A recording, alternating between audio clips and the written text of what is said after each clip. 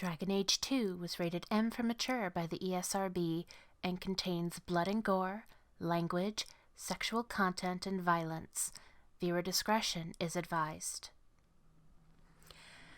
Hello everyone, my name is Amaronith and I play games for the internet, and today we're playing Dragon Age 2.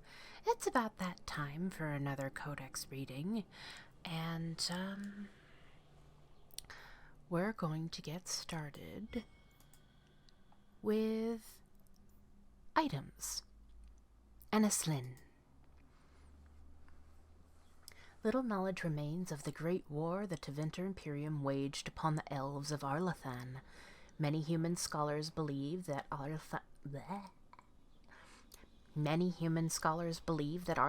was the only elven settlement of note, and that if elves existed elsewhere on the continent, their forces were at best negligible. My conversations with the Dalish, however, indicate that there was a time when elves had many cities, and it's possible that the elven civilization declined long before the Imperium entered the height of its power. An example of such a place is Sundermount in the Vimark Mountains near Kirkwall. According to Dalish legend, this was a burial site for the elders and the location of a great battle between Imperial and Elven forces. Nowhere near Arlathan, if one believes the city was near the forest of the same name in northeastern Thedas.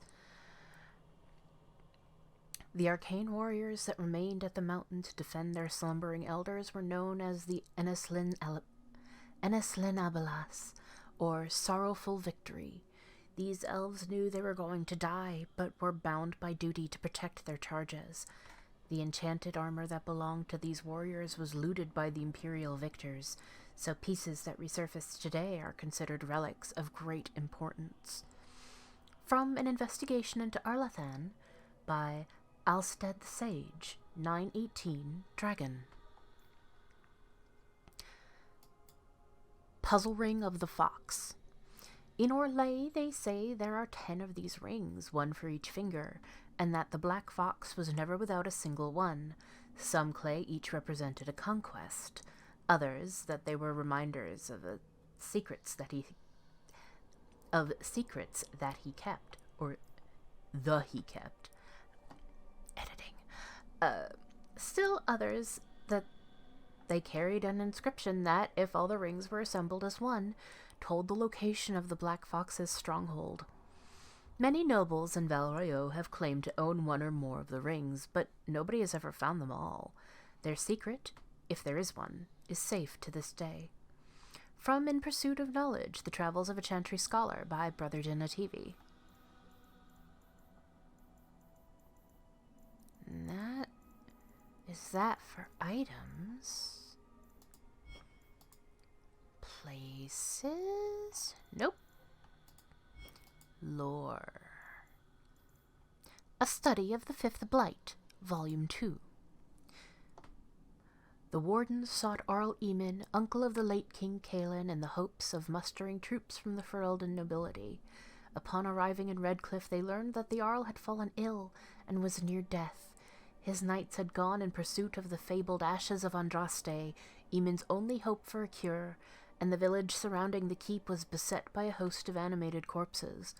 The wardens found and stopped the demon behind the undead before joining the search for Eamon's cure. Okay, that's it? The Enigma of Kirkwall.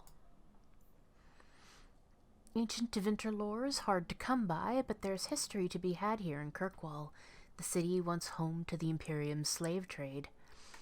What answers does Kirkwall hold? Why look here instead of Paravantium or Valdorma? The Imperium does not give up its secrets easily.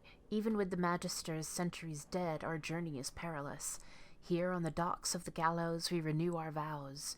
And should we fall, search for the markings of the Band of Three. A tattered letter found under a cobblestone. It has curious markings and is signed the Band of Three.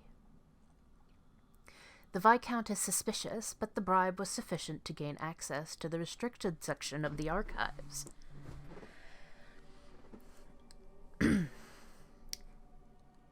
The money would have been better spent elsewhere, the archives being almost devoid of Imperium era records. God, why can't I talk? When the slaves revolted, they hunted magisters and burned the city, at least the parts that could be burned. One account says that the streets were littered with piles of scrolls and books set aflame. Is our quest futile? Did the slaves destroy the answer? As Mafarath's armies toppled the Imperium, they sent 3 magisters and their legions here. They never arrived.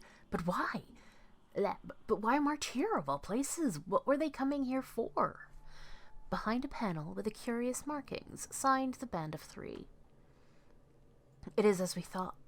The quarries of Kirkwall were found after the city was sacked by the Imperium, and after they started constructing the city. The Imperium found the mineral wealth, not the indigenous people. The histories give conflicting accounts on who lived here before the Imperium.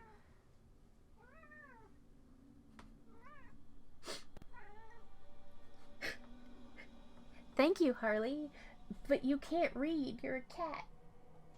That's not what it says. That's not what it says.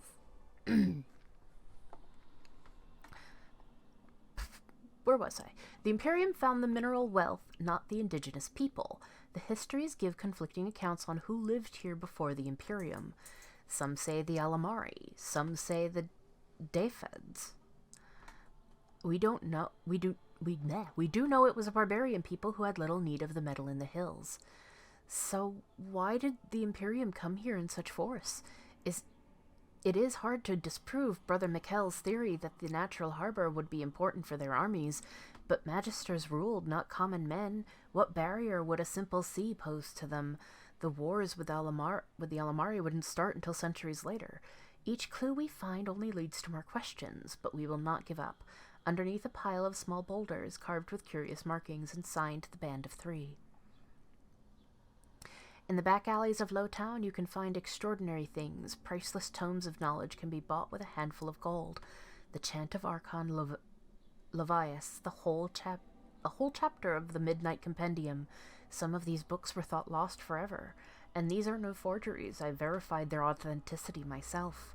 The fences have no inkling of what they're selling has value. Where did these books come from? After several failed attempts, I got my answer underneath the city. There is a hive of hidden passages in Kirkwall's sewers. Now and then, a lucky sewer rat comes across an unlooted chamber, and then a cache of ancient Tevinter relics spread through the black market. We must search below the city.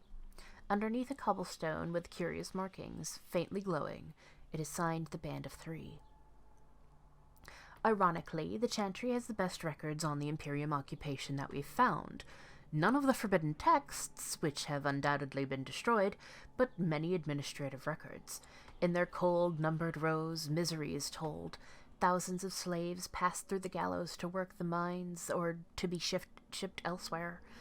The list of elven children is numbing. 3 maimed, 2 mute, and 4 serviceable. These numbers don't add up. For every 1,000 slaves that came to Kirkwall, 100 disappeared. I checked the tax rolls as well, and the discrepancy exists there too. If one has the wit to see it. 203 slaves went missing in the Imperium's 312th year. That's just 1 year.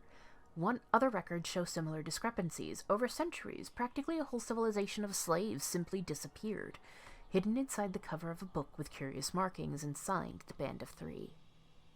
After pursuing another dead end, we were attacked by Maleficarum. I fear V will not make it. The fences must have tipped them off. Are they cultists trying to protect the answer? Are they after it themselves, or was it a random attack? The mages of Kirkwall have a more troubled history than those in other circles. A greater percentage of them do not survive the harrowing, and a greater percentage turn to blood magic, almost double that of Starkhaven or Ostwick. Is there a secret fraternity delving into the Tevinter secrets of this city? Either way, we must be more careful, lest we become the Band of 1 or none. Hidden under a cobblestone with curious markings and signed the Band of 3.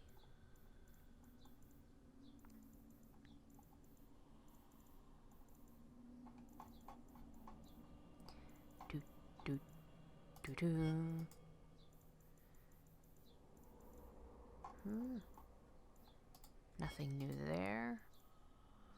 Nothing new there. And that's it.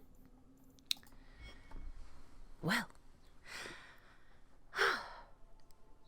that's all for now. Thank you for joining me for this short and sweet little dip into our codex. And I will see you in the next one when we continue our adventure. Until then, stay safe. And until next time, bye-bye.